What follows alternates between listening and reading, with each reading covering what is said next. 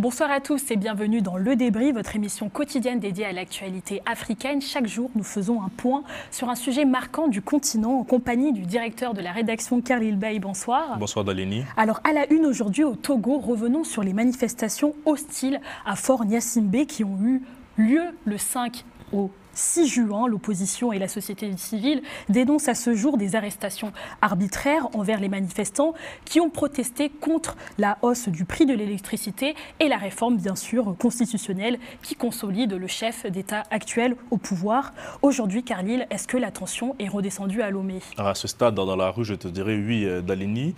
Mais je pense que la tension, la pression demeure toujours sous le régime. Jeudi dernier, déjà une partie de l'opposition et de la société civile appelait explicitement à la démission du président Fort Gnassingbé, l'imposition d'une constitution dite de la Ve République sans référendum, sans consultation populaire et sans consensus national constitue un acte de haute trahison contre le peuple togolais et la démocratie, a dénoncé la société civile.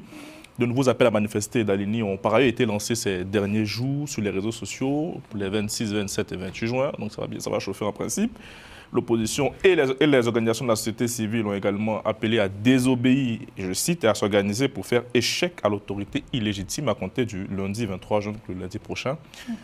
Donc on assiste là clairement d'Alenia à l'expression d'une pression sur le régime actuel. Mais est-ce qu'on peut aussi parler de cette manifestation? Est-ce qu'on peut la qualifier d'historique? Car ce n'est pas tous les jours que les Togolais justement se mobilisent. Et il faut savoir en plus que ce mouvement a quand même été porté par des influenceurs donc de la diaspora. Qu'est-ce que ça en dit clairement? Je ne sais pas si on peut parler de manifestation historique, mais je pense qu'il y a une particularité d'Aleni, c'est que c'est l'initiative, vous l'avez dit, d'influenceurs, on peut appeler comme ça si vous voulez, mais je dirais plutôt, moi, c'est plutôt l'initiative d'une partie de la société civile, des citoyens qui en ont marre, qui sont levés dans la rue pour le signifier explicitement.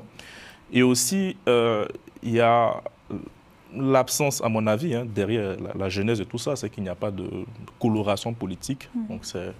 On pourra dire le peuple togolais qui se lève pour revendiquer ses droits, pour contester, que vous avez dit, contre la hausse des prix de l'électricité, contre la réforme constitutionnelle qui consacre un régime parlementaire et qui entérine en quelque sorte une présidence à vie du président Fort Gnassingbé. Et donc là, on assiste, je dirais, plutôt au début d'une séquence politique dont on a du mal à percevoir un peu les retombées pour le moment. Et justement, est-ce que désormais on doit s'attendre à un autre paysage politique togolais, justement sur cette réforme-là, constitutionnelle en particulier, qui attise justement les mécontentements?